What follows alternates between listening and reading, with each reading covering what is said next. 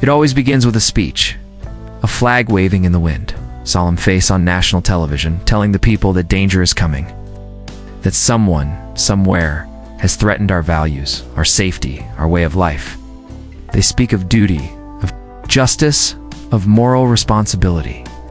But what they never say is the truth, that behind every carefully chosen word, behind every solemn vow to protect the people, lies a far more sinister motivation: profit, control, power.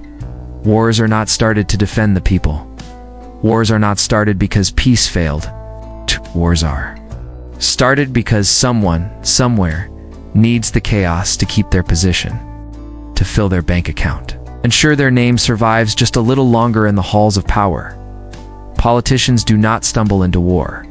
They orchestrate it. They build it piece by piece, not with tanks or missiles at first, but with language, with fear, with silence. They start by shaping the enemy, not just any enemy, but one that is abstract enough to seem everywhere, and yet specific enough to justify action. They demonize. They dehumanize. They label, once the people believe that the other side is less than human. Once they believe that not acting would make them weak or complicit, the war has already begun. Not on the battlefield, but in the mind. And then come the partners.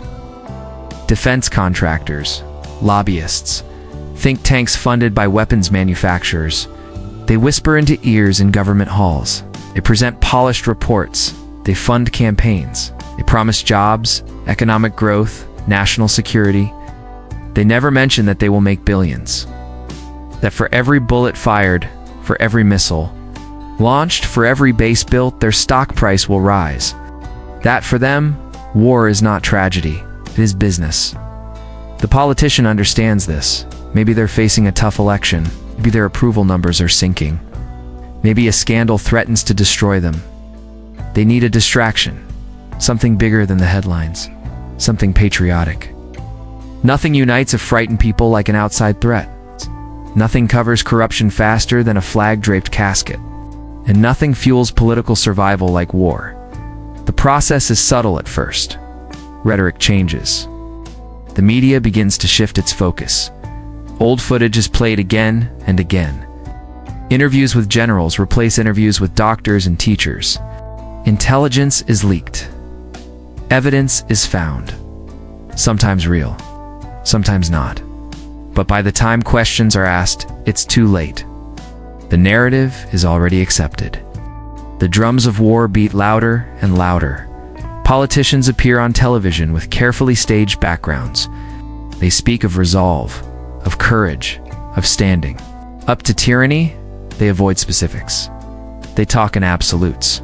They do not speak of casualties, of displacement, of civilian deaths. They speak only of victory, of justice, of legacy. But behind the camera, meetings are happening.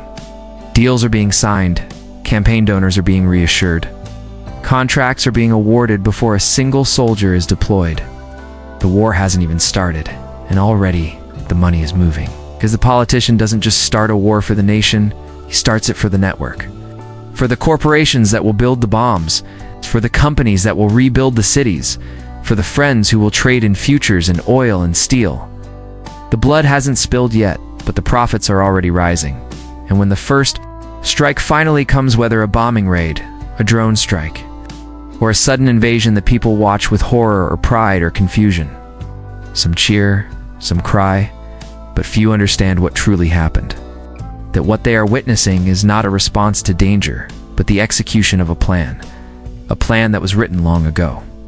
Not in the chaos of the moment, but in boardrooms, in private dinners, in quiet agreements between those who rule and those who bankroll them. And so the war begins. Soldiers are deployed. Civilians are displaced. Cities are destroyed. Every day, the politician stands at the podium and speaks of bravery, of honor, of sacrifice. They do not mention the new deals being signed, the no-bid contracts, the sudden spikes in defense stocks, the lobbying meetings held in hotel suites far from the battlefield. The media plays along. Some are fooled, others are paid. Most are just complicit. They repeat the same lines. They show the same images. They give voice to the official version. Not because they are evil, but because they are owned, controlled.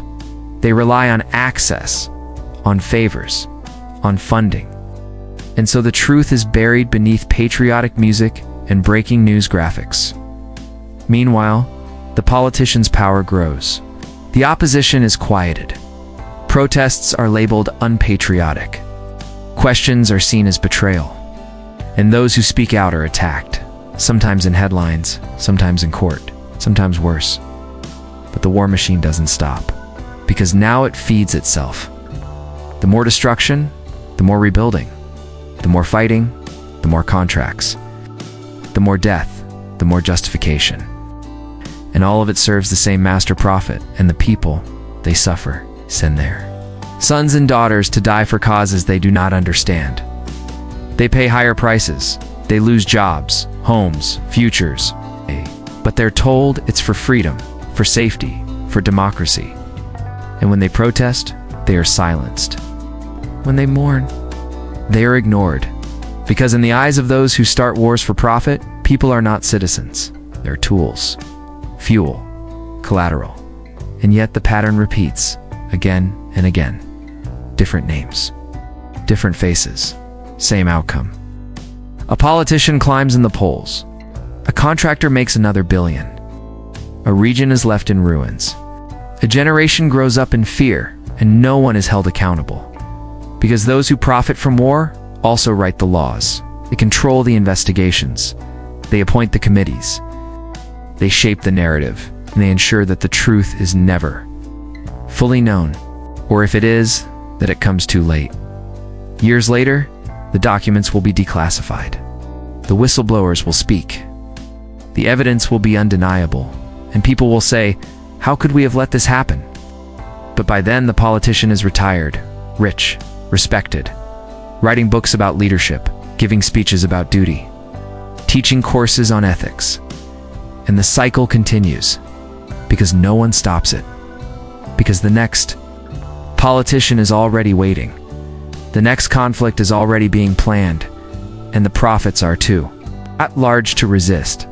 So the question isn't why politicians start wars for profit. The question is why we keep believing they don't. There's something chilling about the way history repeats itself. Not in random patterns or accidental echoes, but in deliberate, orchestrated loops. When you look closely, you begin to see that many of the world's most devastating wars did not erupt because they had to. They erupted because someone in power wanted them to. And over again, the fingerprints of politicians desperate for influence, loyalty, distraction, or welfare found buried beneath the rubble. Let's go back to 1964 in the Gulf of Tonkin. The story goes that American ships were attacked by North Vietnamese boats. It was used as a justification to drag the United States fully into the Vietnam War.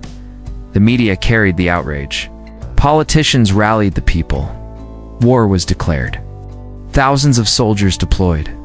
Thousands of Vietnamese civilians died. United States spent over $160 billion today. That would be over $1 trillion. Decades later, it was revealed that the second attack never happened.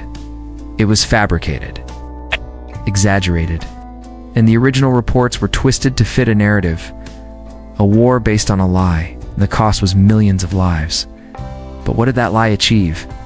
It propped up Lyndon B. Johnson's presidency, flooded the defense sector with money, turned companies like Bell Helicopter and General Dynamics into global giants.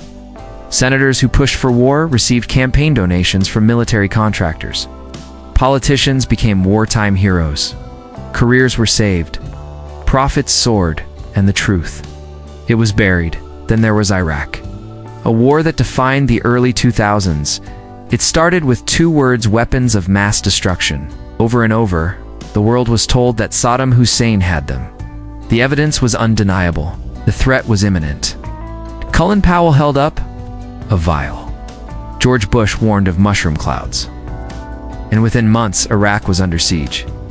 Years later, even the most reluctant defenders admitted the weapons never existed. Intelligence was cherry-picked. Inspectors were ignored. The truth was suppressed. But the war happened anyway. Over 500,000 Iraqis died. Thousands of American and coalition soldiers never returned home. And in the shadows, oil deals were signed. Reconstruction contracts flowed into the hands of Halliburton and Bechtel.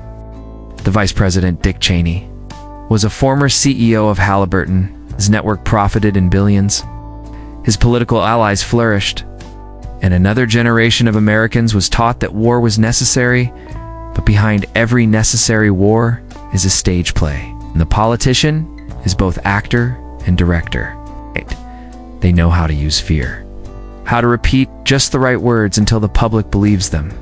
They control the timing, the emotional peaks, the villain's name, the moral justification. And just like a theater performance, it feels real. It feels urgent. It feels impossible to ignore. Even World War I began with manipulation. And Archduke was assassinated. The alliances, the hidden agendas, the territorial ambitions, they were all waiting for an excuse. Politicians fanned the flames because war meant more than defense. It meant expansion. It meant power. And while millions died in muddy trenches, empires restructured the map of the world and built new fortunes. And what about Libya? In 2011, the world was told that Gaddafi was preparing to massacre his own people. Western leaders cried for intervention. NATO bombed the country into the ground. And what followed? Civil war, a power vacuum, a failed state, access to Libyan oil reserves for multinational corporations. Gaddafi had spoken of creating a gold-backed currency for Africa, independent of Western banking institutions. Shortly after, he was dead, and Libya was never the same. Again and again, we see the same pattern. A crisis is manufactured or exaggerated. The public is stirred into fear. The media amplifies the threat. Politicians step in as protectors. War begins. And while the people bleed, the money flows. Into campaign coffers, to private accounts, into the hands of those who build and rebuild the destruction. But it's not just about the profits made during the war. It's also about what war allows. It creates chaos. And in chaos, rules bend. Oversight vanishes. Laws are suspended. Governments gain emergency powers. Surveillance expands. Opposition is silenced. Whistleblowers are jailed. While citizens are distracted by foreign enemies, domestic corruption thrives unnoticed. Politicians love war not just for the money it brings, but for the control it offers. War turns critics into traitors. War turns elections into matters of national security. War turns citizens into pawns. Once the machine is rolling, it's almost impossible to stop because every step forward requires another justification, another lie, another attack. Backtracking would mean admitting guilt. So they double down. The war goes on. And who funds all of this? You do? The public? Through taxes. Through inflation. Through silence. Billions are spent not on schools or hospitals, but on tanks and missiles. When the economy crashes, austerity follows, but not for the defense industry. Politicians always find the budget for bombs. They cut pensions and welfare and healthcare, but never contracts with Lockheed Martin or Raytheon. War spending becomes sacred, untouchable. And when the war ends, if it ends, there's no accountability, no trials, no resignations, no apologies. Politicians retire to write memoirs, they speak at universities, they're given awards, their crimes become history, their lies become policy, and the cycle begins again, because a new enemy is always waiting, a new region to destabilize, a new reason to invade. The names change, the slogans change, the flags change, but the architects remain, and their goals never waver. Even now, as you watch this, politicians somewhere are planning the next war. Maybe it's over resources. Maybe it's over ideology. Maybe it's just a distraction from economic collapse. But rest assured, someone is drafting a speech, someone is meeting with a lobbyist, someone is preparing the public to believe the unbelievable all over again. The war will be sold as moral, as urgent, as necessary. And those who question it will be mocked, shamed, silenced. The truth will once again be buried under patriotism. Millions will suffer unless something changes, unless the people learn to recognize the pattern. They learn to ask the questions that no one in power wants to answer. Why now? Who benefits? What's the evidence? What are they not telling us? The answers won't always be clear, but even asking the questions changes the game, slows the momentum. It forces transparency. It shakes the foundation. Because once the people begin to see the machine, they begin to resist it. They begin to refuse. Refusal is the one thing the war machine cannot survive. The truth is that politicians are not motivated by justice. They are motivated by self-preservation, by wealth, by legacy. And war is their most powerful tool. It creates enemies to fight. It creates chaos to rule. It creates profit to share. It creates fear to control. But only if we let it. Only if we keep forgetting, only if we keep believing. History doesn't repeat itself because we don't know it. It repeats itself because we ignore what it really means. They don't need to force you to support war. They just need to make you feel like not supporting it is dangerous. And that's the real genius behind modern conflict. It's not built on truth, it's built on emotional manipulation. It's no longer just about guns and tanks. Now it's about headlines, hashtags, the illusion of consensus. Politicians know the public won't sign off on violence unless they feel it's justified.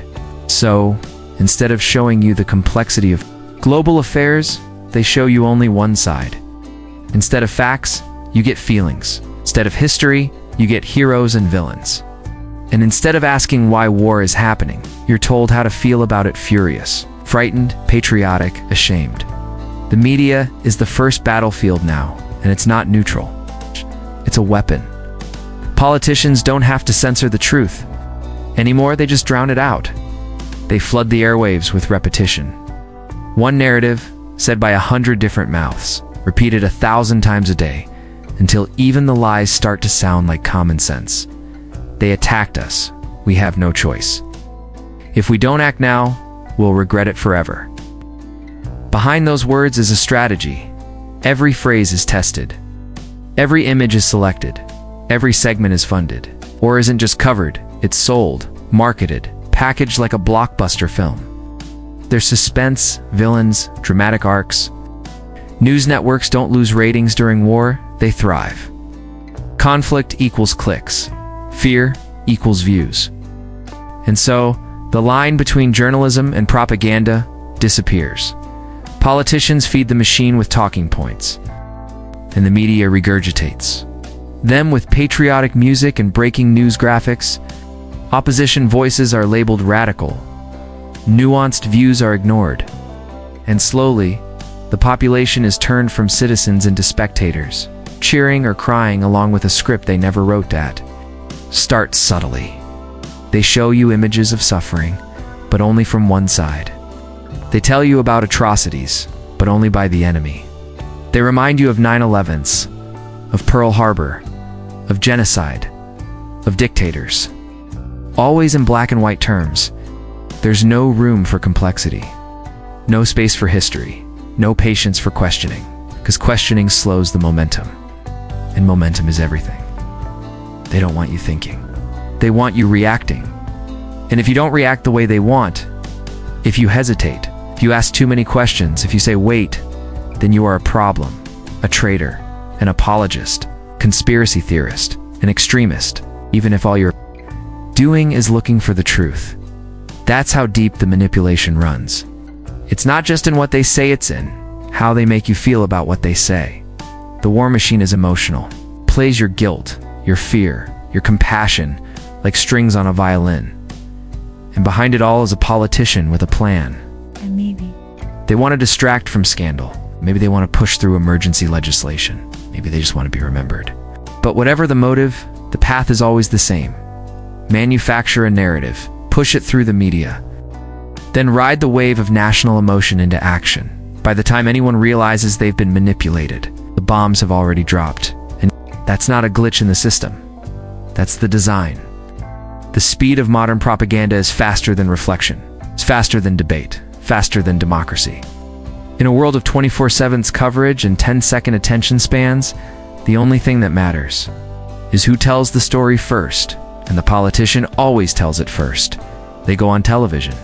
They stand with flags. They speak with trembling voices and grave expressions. And they make promises to keep you safe, to protect freedom, to strike before it's too late. They don't need to prove anything in that moment. They just need to sound sure, because in moments of fear, certainty is seductive. And once fear takes hold, logic evaporates. People don't think clearly when they're scared. They look for authority, for leadership, for direction. And the politician becomes a savior, a protector. Even when the danger is manufactured, even when the war is a lie, they rely on fear, because fear is effective. It shuts down conversation, creates unity, not real unity, but the illusion of it. Dissent becomes socially unacceptable. People censor themselves. Even if they doubt the war, they stay silent. They don't want to be seen as unpatriotic, ungrateful, heartless. And the machine marches forward. But let's be clear, politicians don't do this alone.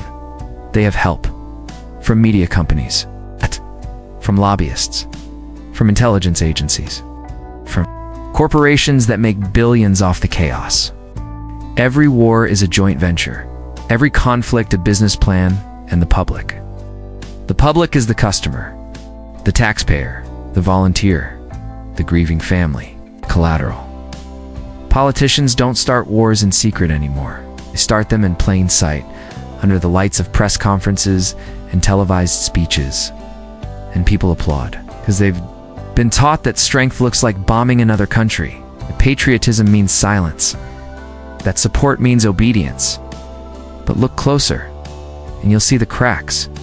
You'll see how stories change, how the evidence doesn't add up, how the promises never come true, how the people who push for war never fight in it, and how they always come out richer, more powerful, and more protected than before. War is a ladder.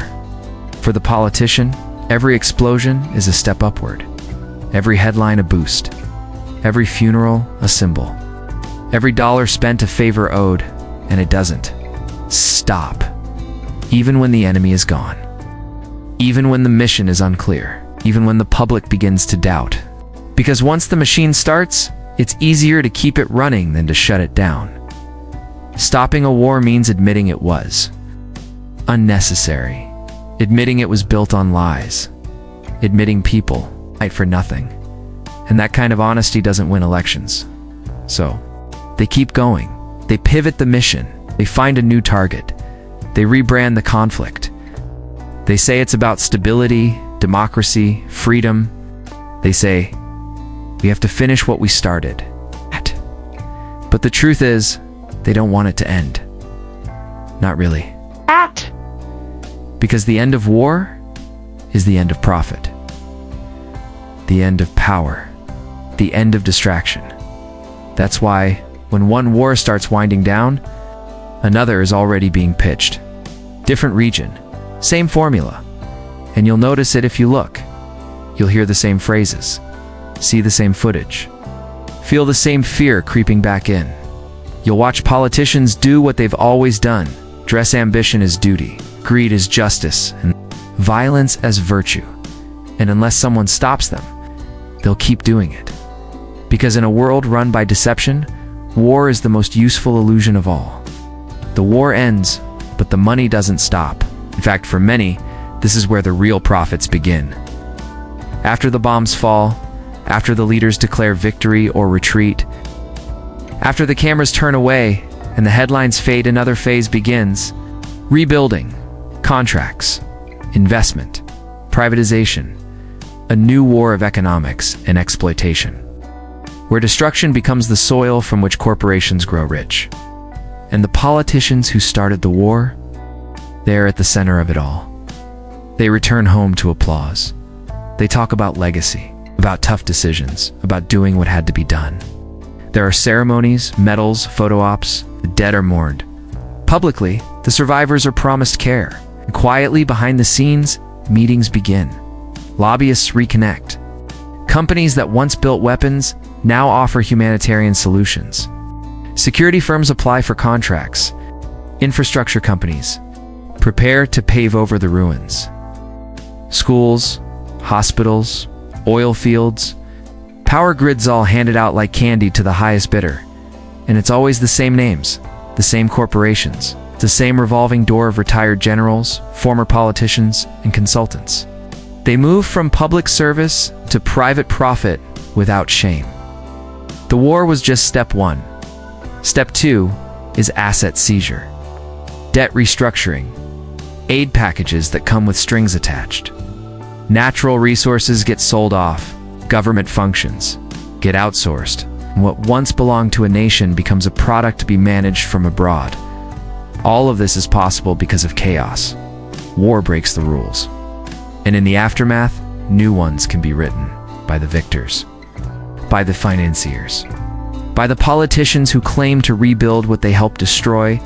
And while this happens abroad, at home, another transformation unfolds. War reshapes domestic policy. Surveillance laws stay in place. Emergency powers don't expire. Budgets stay bloated. In every institution, education, media, law enforcement is left changed by the need to protect the nation. Politicians now have more tools to control dissent, more power to silence critics, more excuses to ignore social issues. After all, we're still recovering. We're still securing. We're still at risk. And so, the war never truly ends. It just changes form. That's how war becomes self-sustaining. Each conflict sets the stage for the next. The people are told we must remain vigilant, that enemies are always watching, that peace is fragile and temporary. And because fear is easier to maintain than trust, people accept it. They normalize it. The generation that grew up under one war becomes the generation that sends their children to fight in the next. The lessons are lost, or rewritten. The truth is buried under state-approved history books and sanitized documentaries. Movies turn war into drama. Heroes and villains, simple, digestible, sellable, and the real stories, the lies. The corruption, the human cost, get pushed aside for narratives that glorify sacrifice and demonize resistance. And what about the people who suffer? The ones whose cities were turned to dust? Children who grew up under occupation? The families who fled across borders? They are forgotten, reduced to statistics, sometimes held up as symbols when it's politically convenient. But mostly, they are abandoned. Because their pain is no longer profitable, the war made its money. The politician got reelected, the contracts were signed. So now it's time to move on. But not for everyone. Some people remember. Some people lost too much to forget. And some people begin to speak. They write, they film, they protest, they testify.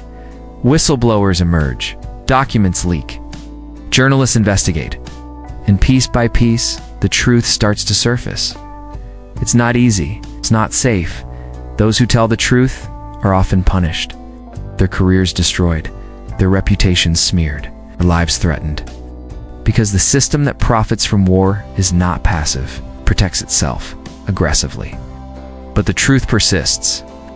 And when enough people see it, something begins to change. Slowly, unpredictably, but undeniably, people start asking real questions. Not just what happened, but why did it happen? Not just who was the enemy, but who created the enemy? Not just who fought, but who funded? And when those questions take root in the public consciousness, the war machine stutters. It's not broken, not yet. But it begins to crack, because consent becomes harder to manufacture. Fear becomes harder to spread. Lies become harder to sell. That's the real threat to the system, not protest, not elections. It's not bombs, but knowledge, awareness, understanding. Because an informed public is harder to manipulate. That's why education is always the first casualty of empire. That's why propaganda fills every screen. That's why history is rewritten. Because the people who benefit from war understand that it only works if the public never truly understands how it works. But when they do, when they finally see the gears turning behind the curtain, everything changes. Politicians are no longer trusted at face value. Media narratives are no longer taken as truth. Military budgets are questioned. Surveillance is challenged. Whistleblowers are protected, not punished. And maybe, for the first time, a new idea begins to take hold that we don't need to keep doing this. That war is not inevitable. That peace is not weakness. That national strength doesn't come from bombs, but from justice, compassion, and accountability. But that change won't come from above. It won't be delivered by politicians or institutions. It has to come from the ground up. From people who refuse to participate, who refuse to believe, who refuse to stay silent. It starts with questions, it grows with truth, and it spreads through courage. Courage to speak, to resist, to expose, to remember, to say no more. Because the war machine only runs with our permission. Our taxes, our silence, our labor, our belief, take those away and the machine breaks. It's not easy, it's not fast, but it's possible. The people who start wars for profit are not gods. They're not untouchable. They are people with names, with records, with crimes, and they can be held accountable. But only if we stop pretending we don't know.